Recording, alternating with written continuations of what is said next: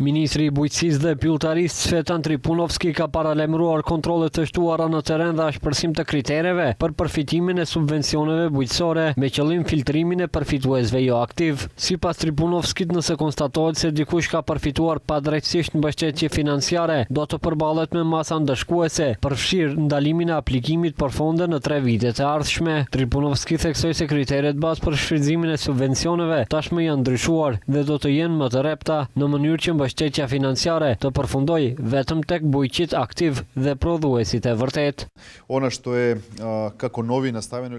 Si reformë e vogël që mund të themi është arritja minimale e sipërfaqes së tokës, që është kusht për shfrytëzimin e subvencioneve me qëllim që të rrisim prodhimin vendor të ushqimit. Theksi veçantë do t'i vendoset kontrolleve në teren që do t'i kryejnë institucionet me qëllim që mjetet të përfundojnë tek bujqit e vërtet edhe të jetë e vogël përqindja atyre që janë aplikant. Dëshirojnë të shfrytëzojnë subvencione, kurse nuk e kryejnë në punë bujqësore, sepse kjo është padrejtësi ndaj prodhuesve të vërtet.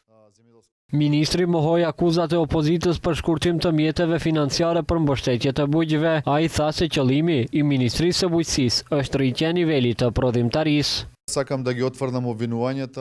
I hedh poshtë të gjitha akuzat nga opozita ose nga të gjitha ata që mundon të komentojnë programet e vitit e 2026 dhe them që nuk ka shkurtime të subvencioneve, por ka kushtëzime shtesë që është rritja e nivelit të prodhimtarisë, sepse duam të arrisim nivelin. Të gjithë këto reforma që po i bëjmë janë për të dhënë në drejtim asaj se nga do të hapërojë Maqedonia periudhën në ardhje.